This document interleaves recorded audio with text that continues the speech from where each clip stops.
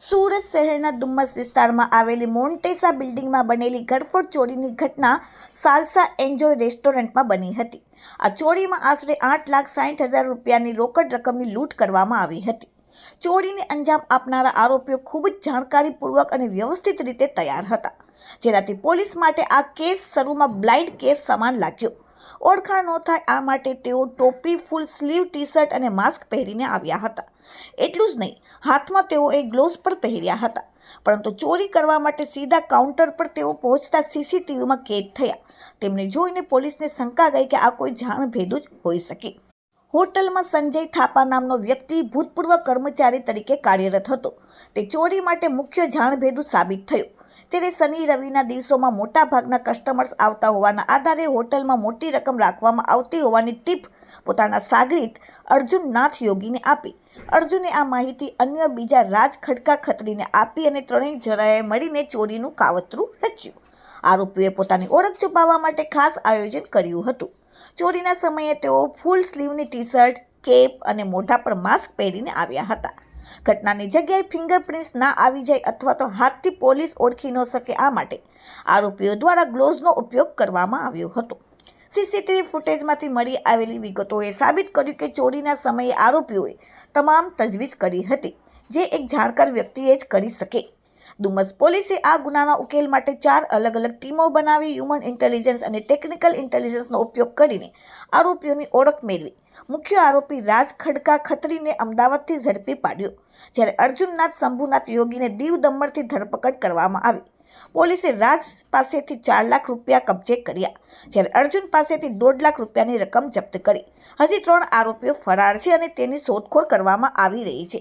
DCP Rajesh પરમારે સમગ્ર ઘટના વિશે શું કહ્યું, જુઓ વિડીયોમાં. તારીખ 9/12/2024ના રોજ ડુમસ પોલીસ સ્ટેશન વિસ્તારમાં આવેલા મોન્ટેસા બિલ્ડિંગના સાલ્સા એન્જોય રેસ્ટોરન્ટ અને સાલ્સા રેસ્ટોરન્ટમાંથી ચોરી થઈ હતી. ટોટલ 8,60,000ની ઘરફોડ ચોરી હતી. ત્યારબાદ આના માટે ડુમસ પોલીસ પીઆઈ શ્રી ભરવાડ અને પીએસઆઈ તિવારી એની સાથે ટોટલ 4 ટીમો અમે લગાવી હતી. 4 ટીમોમાંથી અમને હ્યુમન ઇન્ટેલિજન્સ અને ટેકનિકલ સર્વેલન્સથી આ ઘરફોડની ઘટના અમે ડિટેક્ટ કરેલી છે. તેમાં ટોટલ 3 આરોપીઓ છે, જેમાં મેઇન જે ચોરી કરનાર વ્યક્તિ જે છે રાજ ખડકા ખત્રી, જે ચોરી કરનાર જે વ્યક્તિ છે તેની પણ અટક કરવામાં આવેલી છે.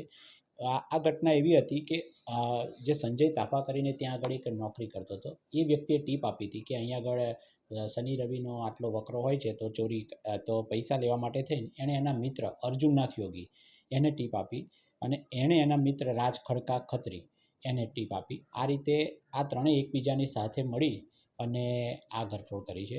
આમાં જે અર્જુનનાથ યોગી છે તેને દીવ ઘોઘલા ખાતેથી ડુમસ પોલીસે અટક કરેલી છે અને જે રાજ ખડકા જે મેઇન ચોરી કરનાર વ્યક્તિ છે તેને અમદાવાદ ઓઢવ ખાતેથી અટક કરવામાં આવી છે. ટોટલ 4,59,650ની રિકવરી કરવામાં આવેલી છે. હજુ એક સંજય તાપા છે તે પોલીસની પકડથી બહાર છે, પરંતુ અમને આશા છે કે ટૂંક સમયમાં તેની પણ અટક અમે કરી લઈશું. ટીપ આપનાર ત્યાં જ નોકરી કરતો હતો? હાજી, જે ટીપ જે આપનાર છે ત્યાં નોકરી કરતો હતો અને એણે નોકરી પછી છોડી દીધી હતી. પોલીસ કેવી રીતે પહોંચી છે ત્યાં?